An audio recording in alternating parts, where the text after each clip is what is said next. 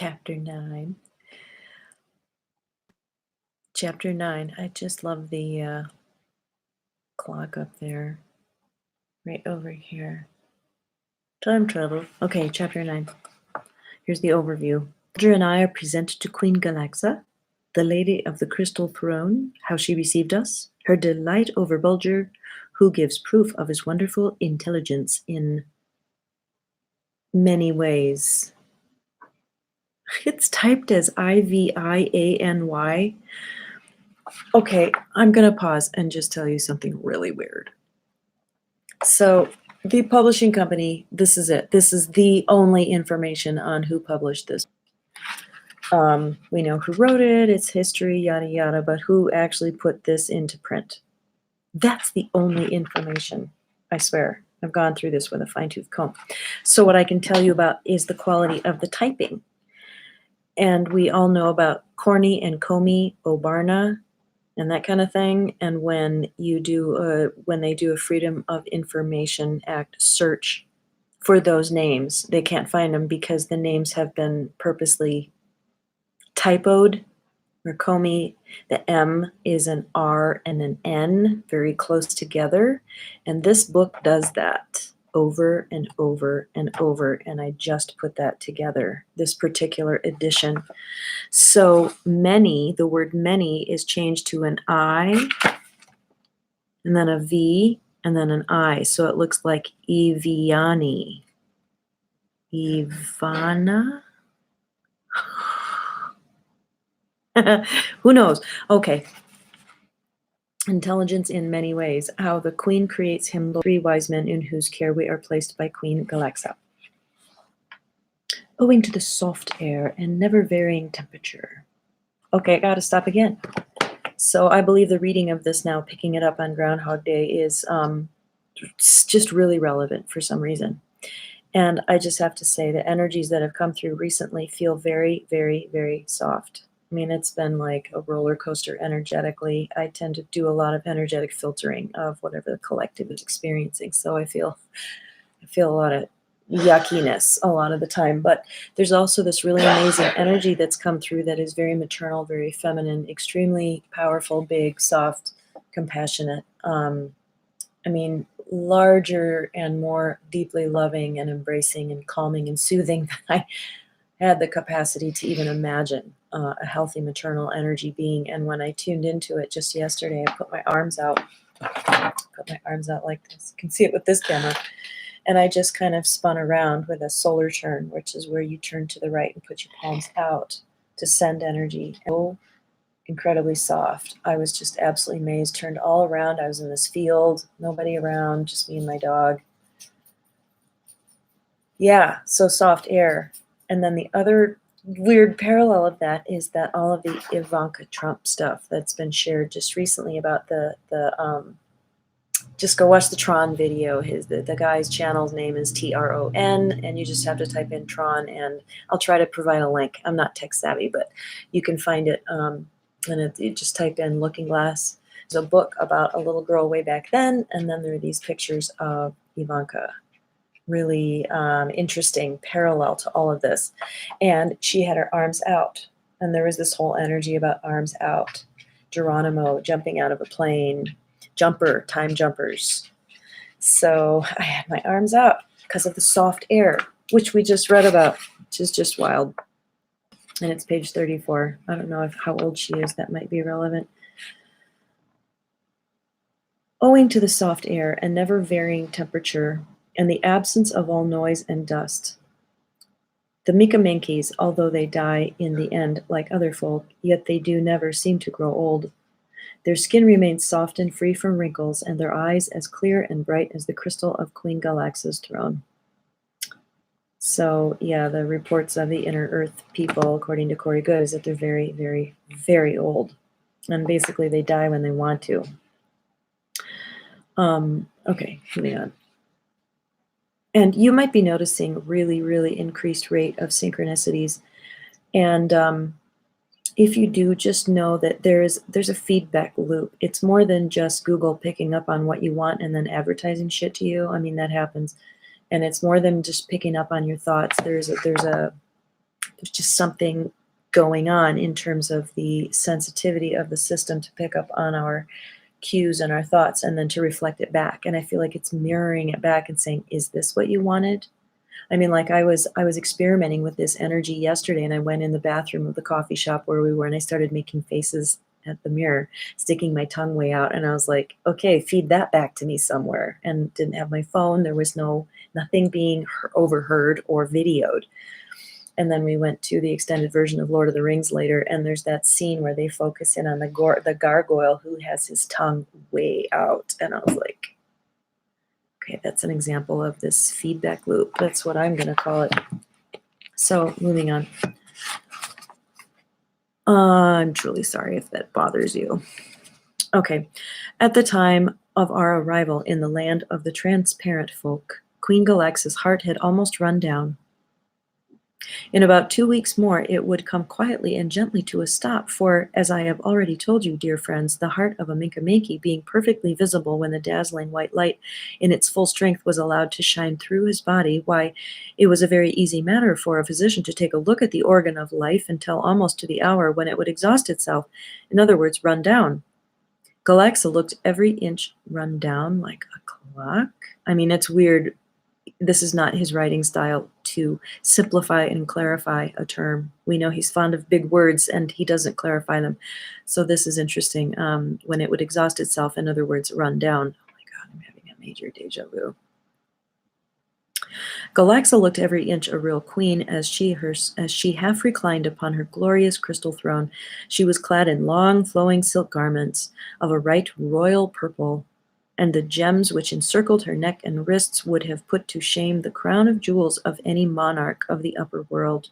Her garb had very much the cut and style of the ancient Greek costume, and the gold sandals worn by her added to the resemblance.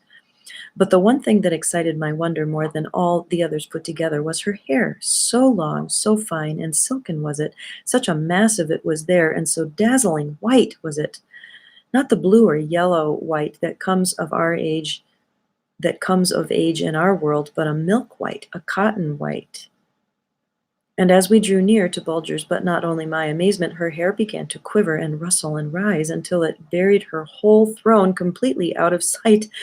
Of course, I knew that seated as she was upon a throne of glass, it was only necessary to send a gentle current of electricity through her to make her wonderful head of hair stand up in this manner, and the white and filmy tentacles of some gigantic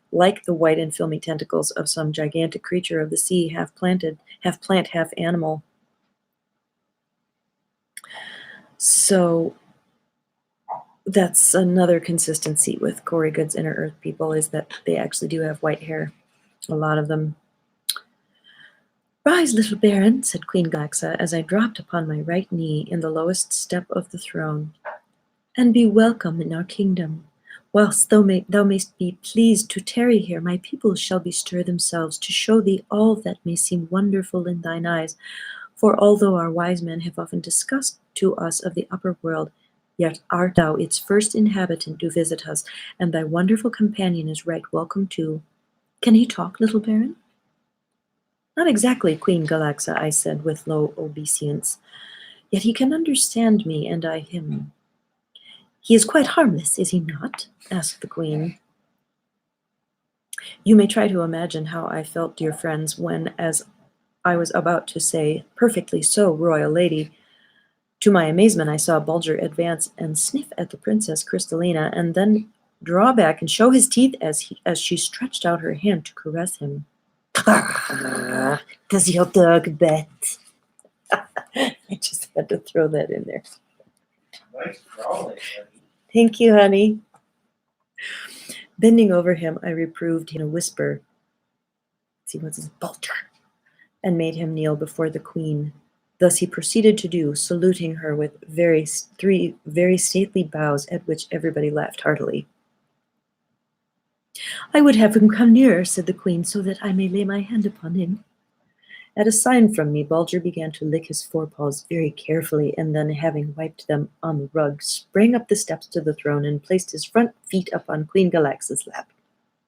through many of his quaint tricks and curious feats, bidding him say his prayers, feign death, weep for his sweetheart, count 10, walk upright, go lame and cry to tell how it hurts. Well, I have to add that to my list of dog tricks. I'm going to read that again. Say his prayers, feign death, play dead, weep for his sweetheart, count 10, walk upright, go lame, and cry to tell how it hurts. Scarcely had he gone half round the circle, feigning lameness, when the demoiselle Glowstone began to weep herself. Now, who is she again? She was told. We were told in the last chapter. Is that her lady in waiting? I think. She began to weep herself, and stooping down, commenced to caress Bulger and to kiss his lame foot. Caress which, to my more than surprise, Bulger was not slow in returning, and later too, when I bade him choose the maiden he loved best and kiss her hand, he bounded straight towards Glowstone and bestowed not one but 20 kisses upon her outstretched hands, while the Princess Crystallina shrank away in fear and disgust from the ugly beast, as she termed him. She was just jealous. Bid him bring my handkerchief to me, little baron, cried Galaxa, throwing it on the floor, as I did the queen commanded. I did as the queen commanded, but Bulger refused to obey. Thou seest, Queen Galaxa, I said with a low bow, he refuses to lift the handkerchief without a command from thy royal self, which delicate compliment pleased the lady mightily. He won't do it without a command from you. How comes it, little baron, she asked, that thou shouldst be of noble lineage, and thy brother, as thou callest him, plain Bulger? It comes, royal lady, I said right humbly, as it often comes in the world which I inhabit, that honors go to them that least deserve them. Well then, little baron, cried Galaxa gaily, though I be but a pretty sovereign compared with thine, yet may small rulers do acts of great justice. Bid thy four-footed brother kneel before us. And I just want to say, that reminds me of a quote from Mother Teresa. And this was way before then, but Mother Teresa said, we can do small acts of kindness with great love. At a word from me, Bulger prostrated himself on the steps of Galaxa's crystal throne and laid his head at her very feet. Leaning forward, she touched him lightly with her golden wand and exclaimed, Rise, Lord Bulger, rise! Queen Galaxa, seated on her crystal throne, bids Lord Bulger rise. In an instant, Bulger raised himself on his hind feet and laid his head in the queen's lap, while the whole room rang with loud huzzas, and every lady gently clapped her frail and glass-like hands, save the Princess Crystallina, who feigned to be asleep. Why is she pretending to be asleep? That's weird. Queen Galaxa now undid a string of pearls from her neck and tied them with her own hands around Lord Bulger's, so that it was that my four-footed brother ceased to be plain Bulger. Then turning to her counselors of state, Queen Galaxa bade them assign a royal apartment to Lord Bulger and me, and gave strict orders that the severest punishment be at once visited upon any Minky who should dare to laugh at us or to make disrespectful remarks concerning our dark eyes and skins and weather-beaten appearance, for, as the royal lady said to her people, you might look worse than them were you compelled to live in the outside instead of the inside world, exposed to biting blast, piercing cold, and clouds of suffocating dust. You might look worse than them if you had to deal with those things, so don't make fun. So now Bulger is wearing a pearl necklace. Their names, as nearly as I can translate them, were Dr. Nebulosius, Sir Amber Opaque, and Lord Cornucore. I should explain to you, dear friends, the meaning of these names, for you might be inclined to think that Dr. Somewhat Cloudy, Sir Clear as Amber, and Lord Heart of Horn might indicate that they were more or less muddled in their intellects. Far from it. I have already stated to you that they were three of the very wisest men in the land of the transparent folk, and the lack of clearness indicated by their names had reference solely... Okay, I did skip a paragraph. Sorry if you're not following. Okay, here it is. By the Queen's orders, three of the wisest of the Mickamankeys were selected to attend Bulger and me, look after our wants, explain everything to us, in a word, do all in their power to make our stay in Goggle Land as pleasant as possible. Their names, as nearly as I can translate them, were Dr. Nebulosus, Sir Amber Opaque, and Lord Cornucore. I should explain to you, dear friends, the meaning of these names. You might think that they're stupid from those names, but that's not true. I've already stated to you they were three of the very wisest men on the land of the transparent folk, and the lack of clearness indicated by their names had reference solely to their eyes. Now, as you know, the learned men of our upper world have a different look from ordinary folk. They are stoop-shouldered, shaggy-eyebrowed, long-haired, pursed-lipped, near-sighted, shamble-gated. Did you hear that, honey? That's a description of the learned men in the world up above here. Let's read that list They again. have shiny shoulders? Lord Bulger, what wantest thou from thy mother? Sweet animal that thou art. Kiss me, kiss me. Plant kisses upon your mother. I don't know what he wants. Do you have to go out? Hey, honey, can you let him out? I suppose. These are doing so fancy. I'm doing this for YouTube. What are you Reading. reading? I'm reading aloud. I'd rather not tell you. Boom. Let's read that list of a description of learned men in our world once more. Come on. They are stoop-shouldered, shaggy-eyebrowed. Well, that's my learned man, the shaggy-eyebrowed. Long-haired, pursed-lipped, near-sighted, shambling-gated. Well, the only effect that long years of deep study have had upon the Mikaminkies was to rob their beautiful crystal-like eyes of more or less of their clearness. So they just got little cloudy eyes, that's all. That happens to them from being smart and learned. Now, I think you'll understand why these three learned Mikaminkies were named as they were. At any rate, they were, in spite of their strange names, three most charming gentlemen, and no matter how many times I might ask the same question over again, they were always ready with an answer quite as polite as the first given me. They did everything that I had a right possibly to expect them to do. Indeed, there was but one single thing which I would have fain had them do, and that was to let me look through them. Well, I think that's asking a lot, don't you? Like, you're all dense and everything, and you're like, well, I want to see through you. It's like, send me a full body shot of yourself, but I'm not going to send you a full body shot of me. I mean, that's kind of what it's like. Max is at the door, darling. Let's see if they comply. This they most carefully avoided doing, and no matter how warmed up they might become in their descriptions, and no matter how on the alert I was to catch the coveted peep, the inevitable black fan was always in the way. The black fan, remember, that they cover up their heart with? Naturally, not only they, but all the transparent folk felt a repugnance to have a perfect stranger look through them, and I couldn't blame them for it either. I despaired of ever getting a chance of seeing a human heart beating away for dear life, for all the world, just like the swing of a pendulum on or the vibrations of a balance wheel. It's kind of like when you go to like a nudie hot springs and like you're wearing clothes. It's kind of rude. It's like someone shows up with clothes and you're like, well, you shouldn't be able to see me if you're wearing clothes. Anyway, I'm going to go let the dog in. We just have, oh, yeah, well, that was the end of chapter 9. I'm going to end here, and then we'll start again.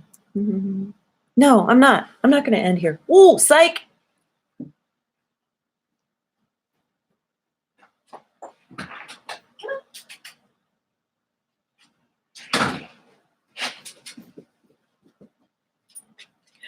I didn't even plan this to have my candles match my sweater on the table and the book cover. I didn't even plan it. Seriously, it's not amazing. Okay. So, and if you would like to contact me or message me about any of this because you've done research or you had an interesting point or you made a connection with something that I read, please let me know in the comments below. It would be so much fun. Like, I haven't even checked my comments from the other videos, but I should. I will. I promise I will. Okay. And if I feel that I trust you and we have more to discuss, I'll give you more of my information. Okay. Chapter 10. A brief account of I-N-I-Y. I-N-I is actually been mistaken for the letter M. A brief account of my we discussed that in the other beginning of the other chapter, what that was about. A brief account of my conversations with Dr. Nebulosus, Sir Amber O'Pake, and Lord Cornucore. Hey, honey, does that mean anything to you? Lord Cornucore? Cornucore. It's like a cornucopia, but it's cornucore. Nope. Corn. The corn reference is certainly compelling. This is weird. I'm finding corrections, and I know for sure I did not read ahead. We jumped timelines again. This is weird. Okay, anyway, here's chapter 10. Let's see, we starting at about 20 minutes, almost 21 minutes. I'll put that in the notes. Lord Bulger and I were more than pleased with our new friends, Dr. Nebulosus, Sir Amber O'Pake, and Lord Cornucore, although so eager were they to make us thoroughly comfortable that they overdid the matter at times and left me scarcely a moment to myself in which to make an entry in my notebook. They were extremely solicitous, lest in my ignorance I should set down something wrong about them. For, said Sir Amber O'Pake, now that thou hast found the way to this underworld of ours, little baron, I feel assured that we shall have a number of visitors from thy people every year or so, and I have already issued orders to have extra beds made as soon as the wood can be quarried. Dr. Nebulosus gave me a very interesting account of the various ailments which the Makamankis suffer from. All sickness among our people, little baron, said he, is purely mental or emotional, that is, of the mind or feelings. There is no such thing as bodily infirmity among us. Wine and strong drink are unknown in our world, and the food we eat is light and easily digested. We are never exposed to the danger of breathing a dust-laden atmosphere, and while we are an active and industrious people, yet we sleep a great deal, for as our laws forbid the use of lamps or torches, except in the use of those toiling in the dark chambers, it is not possible for us to ruin our health by turning night into day. We go to bed the very last moment of the river of light ceases to flow. The only ailment that ever gives me the least trouble is ibuprofenium. Pray, what is the nature of that ailment? I asked. You guys, seriously, ibuprofenium. It is an inclination to be too happy, replied Dr. Nebulosus gravely, and I regret to say that several of our people attacked with this ailment have shortened their lives by refusing to take my remedies. It usually develops very slowly, beginning with an inclination to giggle, which after a while is succeeded by violent fits of laughter. For instance, little baron, when thou earnest among us, many of our people were attacked with a violent form of ibuprofenia, although Master Coldsoul, the court oppressor, made great efforts to check it. Yet he was quite powerless to do so. It spread over the city with remarkable rapidity. Without knowing why, our workmen at their work, our children at their play, our people indoors and out began to laugh and to be dangerously happy. I made examinations of several of the worst cases and discovered that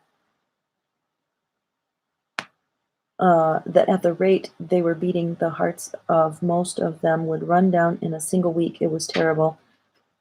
Okay, the quotation marks ended, but I don't think the guy stopped talking. A council was hastily had, and it was determined to conceal thee and Lord Bulger from public view, but happily my skill got the upper hand of the attack. Didst increase the number of pills to be taken? I asked. No, little baron, said Dr. Nebulosus. I increased their size and covered them with a dry powder which made them extremely difficult to swallow, and in this way compelled those taking them to cease their laughing. But there were a number of cases so violent that they could not be cured in this way. So I made their pills huge and powdery, and that wasn't very funny. That's serious them up a bit. These I ordered to be strapped in. Okay, the number of cases that were so violent they could not be cured this way. These I ordered to be strapped in at the waist with broad belts, and to have their mouths held pried open with wooden wedges. And thou mayst understand this made laughing so difficult that they speedily gave it up altogether. Ah, little baron, continued the wise doctor with a sigh. Ah, little baron. That was a sorry day for the human race when it learned how to laugh. It is my opinion that we owe this useless agitation of our bodies to you people of the upper world. Exposed as you were to piercing winds and biting frosts, you contracted the habit of shivering to keep warm, and little by little the shivering habit so grew upon you that ye kept up the shivering whether you were cold, and not only ye called it by another name. Now my knowledge of the human body teaches me that this quivering of the flesh is a very wise provision in nature to keep the body in motion, to keep the blood in motion, in this way to save the human body from perishing from the cold. But why should we quiver when we are happy, little baron? All pleasure is the thought, and yet at the very moment when we should keep our bodies in as perfect repose as possible, we begin this ridiculous shivering. Do we shiver when we look upon the beauties of the river of light, or listen to sweet music, or gaze upon the loving countenance of our gracious Queen Galaxa? But worse than all, little baron, this senseless quivering and shivering, which we call laughter, unlike good, deep, long-drawn, wholesome sighs, empty the lungs of air without filling them again, and thus do we often see these gigglers and laughers fall over in fainting fits, absolutely clicked by their own wild and unreasoning action. I have always contended, little baron, I don't think clicked is the right word there. Anyway, I have always contended, little baron, that we alone of all animals had the laughing habit. Well, the laughing hyena, hello. That we alone of all animals had the laughing habit, and I'm now delighted to have my opinion confirmed by my acquaintance with the wise and dignified Lord Bulger. Observe him. He knows quite as well as we what is to be pleased, to be amused, to be delighted, but he doesn't think it necessary to have the recourse of fits of shivering and shuddering. Through the brightened eye, true window of the soul, I can see how happy he is. I can measure his joy. I can take note of his contentment. I just want to point out here really quick that it was on the last page. Oh, the light. So mind you, this was before widespread electricity came into the cities. It was the late 1800s, so it was available here and there. But there were gas lamps and naphtha lamps and lanterns and candles and things like that. But to make a big complaint about how people turn night into day by their overuse of these lights, I mean, it's just as, could that be a forward-looking thought? Truly, we got our clocks all screwed up, and that's not very good for us. Okay, so I can look at your dog to see he's happy. I was delighted with this learned discourse. Of the gentle Dr. Nebulous, and made notes of it, lest the points of his argument might escape my memory. The more pleased was I that he proved my faithful Bulger to be so wisely constructed and regulated by nature. I made particular inquiry of my friends, Sir Amber O'Pake and Lord Cornucore, as to whether Queen Galaxa ever had any trouble in governing her people. Yes, darling? What is it? Are you hungry? Well, this is all we have to go here. It's just a couple chapters, see?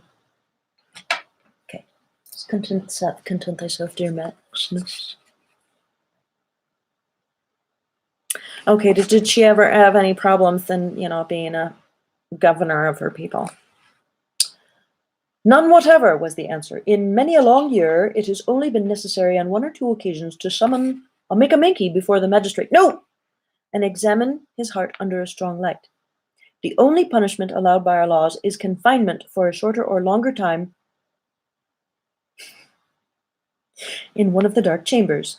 The severest sentence ever known to have been passed by one of our magistrates was 12 hours in length. But in all honesty, we must admit, little baron, that falsehood and deception are unknown amongst us for the simple reason that, being transparent, it is impossible for a Mickey-Minky to deceive a brother without being caught in the act. Therefore, why make the attempt? The very moment one of us begins to say one thing while he is thinking another, his eyes cloud up and betray him, just as the crystal-clear weather glass clouds up at the approach of a storm in the upper world. But this, of course, little baron, is only true of our thoughts. Our laws allow us to hide our feelings by the use of the black fan. No one may look upon another's heart unless its owner wills it. It is a very grave offense for one Mickaminky to look through another without one's permission, but thou wilt readily understand, inasmuch as we are by nature transparent, it is utterly impossible for a marriage to prove an unhappy one, for the reason that when a youth declares his love for a maiden, they both have the right by law to look upon each other's hearts, and in this way They can tell exactly the strength of love that they have for each other. This and many other strange and interesting things did my new friends, Dr. Nebulosis, Sir Amber Opaque, and Lord Cornucore impart to me, and right grateful was I to Queen Galaxa for having chosen them for me. Good friends are better than gold, although we may not think it at the time. And that concludes chapter 10. And yes, in fourth density and in these higher level civilizations, we do know that they are telepathic and cannot deceive. What is it you're trying to hide? What? Nothing, nothing What? is your favorite color. Okay, we'll end this stream for now. Love you.